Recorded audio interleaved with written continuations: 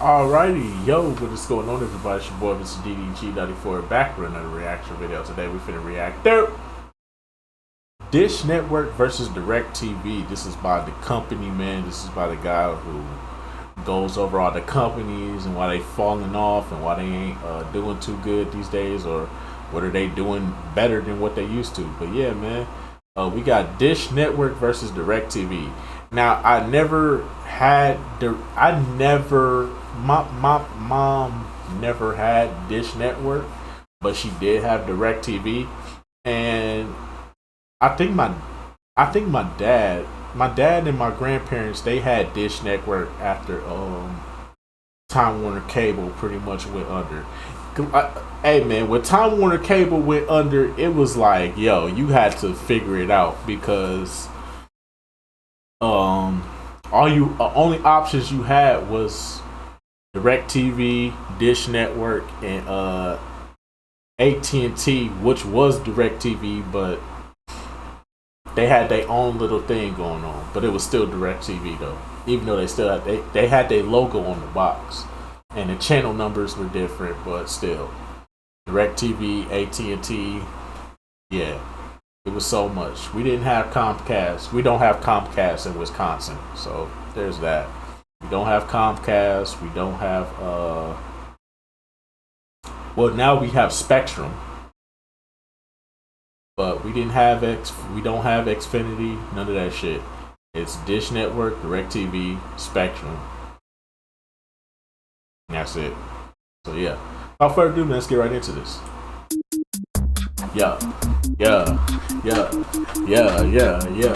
Dish Network and DirecTV have been two of the largest providers of satellite television. They were among the first to offer it, they helped shape the industry, and even today, decades later, I'll bet that there are still the only two that most of us even know about. Whenever there's two companies like this that stand out above the rest of their industry, I think it's cool to take a look back at them. How they've grown, how they've competed, and how everything has taken form into what it is today. Now, I don't want to get too technical about the early days of satellite television, because it's certainly not one of my stronger subjects, but to my understanding, before the 1990s, the technology just wasn't there. If you wanted satellite television at your home, it would cost you thousands of dollars to buy. Had to get these unnecessary ass government technology satellites in your backyard. I know the people that got these in their backyard still, bruh. I know plenty of people that still got these big ass unnecessary ass government satellite issue things in their backyard, bruh. And they get great reception these days. This big ass signal, it gets great reception these days. Some of them do. I know most of them don't. But in the right area, in the right place, or if you had the cable people come and do some tweaking to your big ass satellite that you got in the back, oh, you get great reception. Great. Until it start raining. By one of these absurdly large dishes that operated on C-band wavelengths. The signal strength led to low-quality images, there weren't that many channels available, so if the choice came down to getting either cable or satellite service, almost any sane person would go with cable. But around the 1990s, there were advancements in satellite technology, including digital compression, that made it possible for a smaller, less expensive dish to receive a clearer signal, meaning it was now looking practical for a satellite service to compete with a cable service, and there were a few companies out there that saw this as an opportunity. The most notable ones later became known as Dish Network and DirecTV. Early on, the biggest challenge for both of them, and anyone else who wanted to start their own satellite service, was the money that it took to get started. I'm talking about obtaining licenses, making deals with television networks, for heaven's sake, building and launching satellites. So unless you had a way to quickly obtain hundreds of millions of dollars, I would not even recommend attempting it. When comparing the two, this may have been the biggest difference at one point, because DirecTV started from a much wealthier position. In 1985, General Motors bought Hughes Aircraft for about $5 billion. The name of that comes from Howard Hughes, because it stemmed from the company that he had started decades earlier. They were a significant supplier to the military and the country's largest maker of communication satellites. So GM took that acquisition, combined it with another segment of theirs, and renamed it Hughes Electronics Corporation. So in the 1990s, when they were looking to expand their satellite operations into establishing one of the first home satellite television services, it was easy enough to secure $750 million from their massive parent company of General Motors. They used a lot of that money to build their own satellite that was launched into orbit in 1993. That same year, they made deals with all these television networks, allowing them to carry their channels, and in 1994, the service named DirecTV was made available to the public. For Dish Network, it was a little more complicated. In 1980, Charles Ergen started a business that would make and sell those big C-band satellites. But by the end of the 1980s, he too saw an opportunity for the home television service. He spent the next few years securing a license to do it from the FCC, and by 1994, he was in need of a substantial amount of money. You won't hear it often on this channel, but he raised a few $100 million by essentially selling junk bonds at a 13% return. It was seen as a high-risk investment, so he needed to provide a high return to convince the investors. And since they didn't have an already existing department that made satellites, most of that money was used to hire Lockheed Martin to build one. In 1995, they launched it into orbit. That same year, they too made all the necessary deals with many of the larger television networks, and in 1996, the service that they called Dish TV Network was first made available to the public. They say that the DISH in the name stands for Digital Sky Highway, but I'm pretty confident that it was also influenced by the term satellite dish. I should point out that this was almost a full 2 years after DirecTV, so they were trailing behind from the beginning and continued to trail behind in the following years, showing just how important a 2-year head start can be for something like this. From that point, everything was extremely competitive. They had each other to worry about, as well as the other satellite providers of the time like Primestar and the cable companies. I get the impression that's where they saw their biggest competition. Those are the services that everybody already subscribed to and were familiar with, and these satellite companies... There was no reason to get satellite unless you lived in an area where satellite was your only option. Like, don't get it twisted. There were still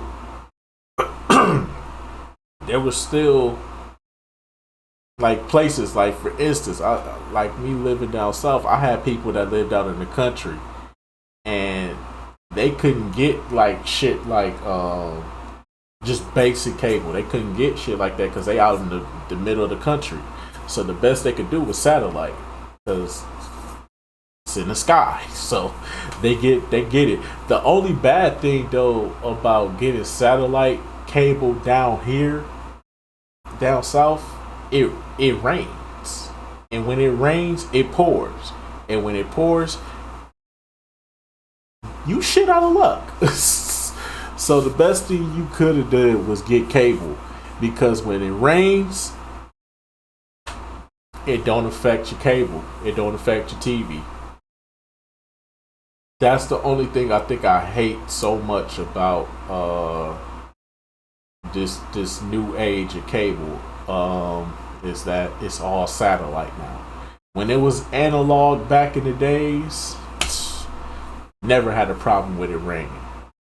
Once it rained, Time Warner Cable, just turn the volume up and chill. When DirecTV, when we got DirecTV and it started raining, that's sad. We already stuck in the house because it's raining. You mean to tell me you can't handle rain? That's crazy. That's crazy. And the fact that people pay like $200, $300, $400, may I add, just for these services. To this day, some people still pay that price to this day for these fucking services. And yet, throughout all these years, DirecTV and Dish Network still have not found a way for the cable to be able to handle rain, to handle when the weather changes. That's crazy. That's crazy.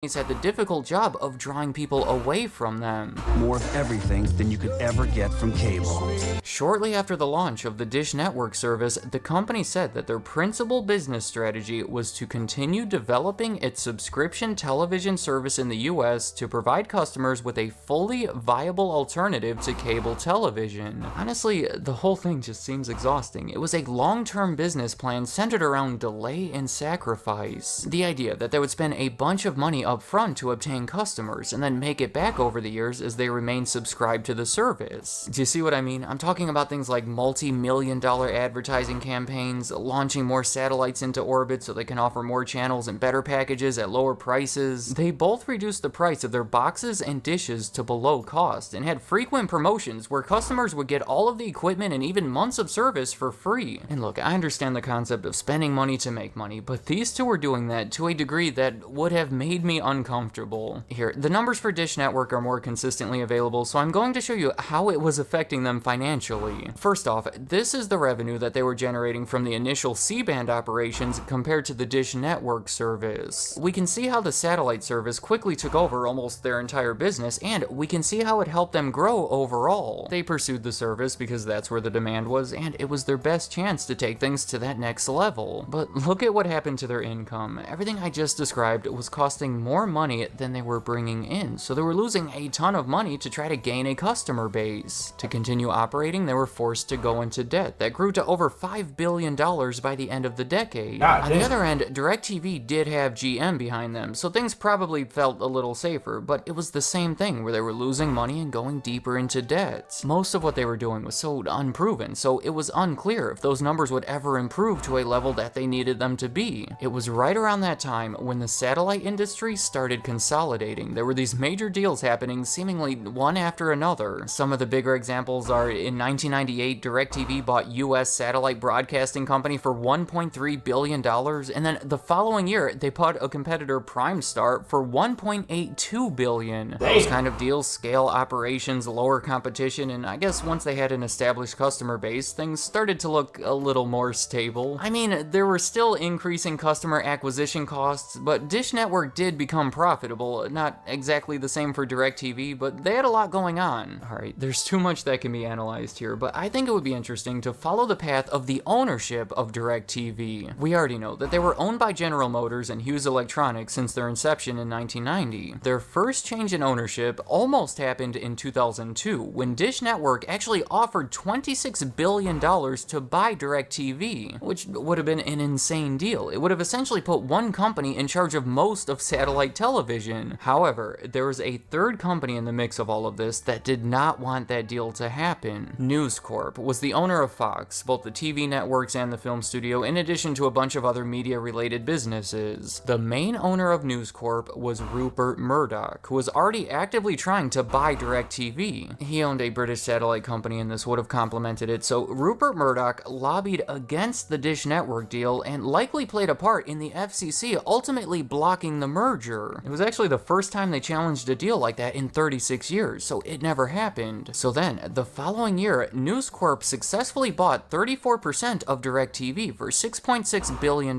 which gave them a controlling interest. GM was happy to get rid of it because they wanted to better focus on their core automotive operations, but the setup didn't last long because their interest in DirecTV was transferred to Liberty Media. See, Liberty Media owned 16% of News Corp, and they wanted that 16% back, so it was a complex deal that resulted in News Corp owning more of their own company and Liberty Media owning DirecTV. From there, they combined DirecTV with some of their other media assets like the Game Show Network and split them off into their own company in 2009. Then, in 2014, AT&T bought the company for a deal valued at $67.1 billion. They already own the phone company, of course, so there were bundling opportunities there. However, in 2021, they announced that they would be combining DirecTV with their other TV services like Uverse and spinning it off into its own company. But that new company is still 70% owned by AT&T, while the remaining 30% is owned by a private equity firm called TPG. And that company, by the way, had an implied value of only $16 billion,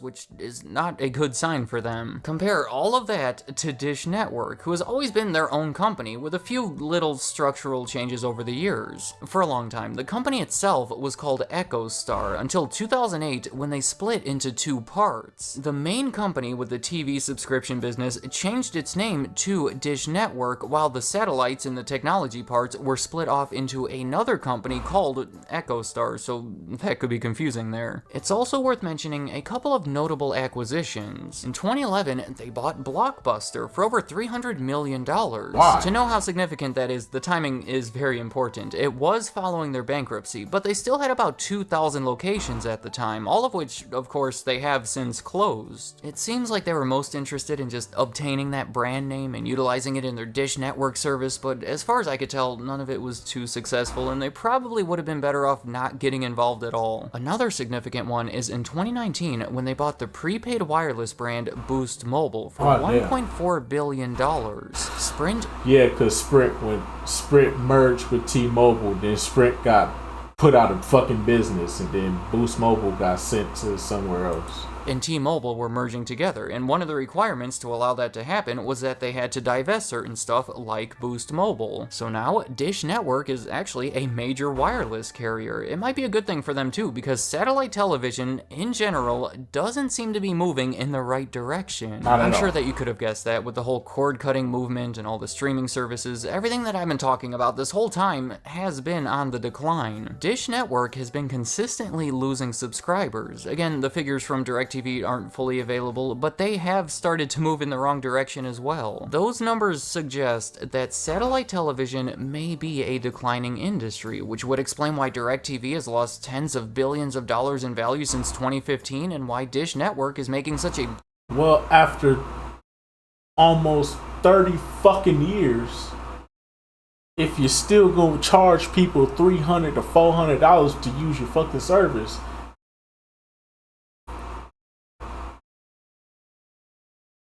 and Netflix is only like 20, is only between like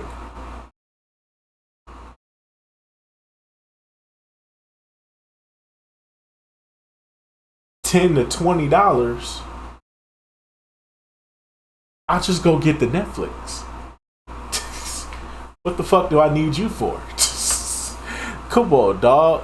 Come on, dog. It's perfect. It's perfect math. Make the shit affordable. If you can't make your cable services affordable after 30 years, you need to give it up. You really do. You really need to give it up at that point. That's just me, though. Big push into the wireless industry. Let me know in the comments, what do you see for the future of satellite television? I think most of us would agree that its biggest days are behind it, but do you think there's still going to be a place for it? No. And building on that, what do you see for the future of Dish Network and DirecTV? Will they evolve into something else? Will they continue but on a smaller scale? Or maybe they'll combine together? I don't know, it's a crazy industry. There was so much risk and building that went into it, only to seemingly fade away just a couple of decades later. So any thoughts you have about Dish Network, DirecTV, or anything else in this video, leave them in the comments. I'd like to hear what you have to say. Today's sponsor is New... No sponsors. No sponsors over here. Pal. Building on that, what do you see for the future of... No sponsors for that, pal. But anyways, though, that's just gonna about do it for this one. Hey, man, like I said, man, if you still out here charging $200, $400 for services, and I can just go get some Netflix or something like that for like $20, I mean, it's not worth it. It's clearly not worth it. Like, I could pay for the internet. The internet is no problem, but cable services, the fuck out of here. And then they want to bundle them together and then try to make you pay. Be like, oh, you only pay $40 a month. Yeah, for a year. Then that shit be like $300, $400 every fucking month. Fuck no. And then they try to put you in a contract too. Fuck no. Fuck Dish Network and fuck DirecTV. Fuck all the cable companies that's still out here charging people damn near $300 just to use their fucking service. Fuck out of here. Y'all know y'all wrong. Y'all know y'all wrong. Why would I pay that much for something that all I need internet for and I can watch it on services? I can watch it on my phone. I can watch it on the go. There's no purpose for cable anymore. It's really pointless at this point. Realistically, just get like the fact that we can just get a smart TV and just hook it up to the internet and be good with that. The TVs are providing us with the streaming services now.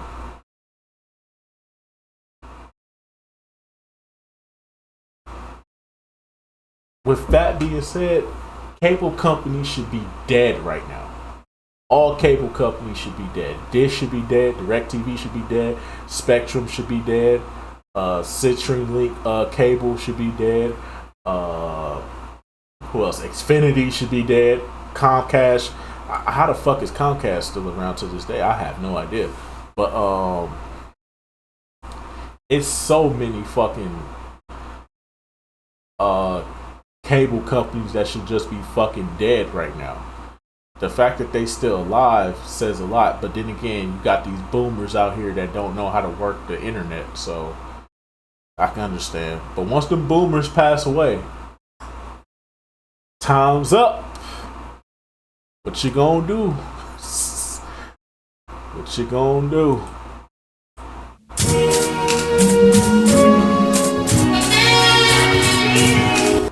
What you gonna do? It's gonna be a sad day in hell when these cable companies all go out of business. And us young folks ain't gonna give two fucks. Us young folks ain't gonna give two flying fucks about that. Y'all niggas gonna be gone. We ain't gonna give two fucks about it. But anyway, so I'm just gonna about do it for this one. I'll see y'all in the next video. Till then, peace out.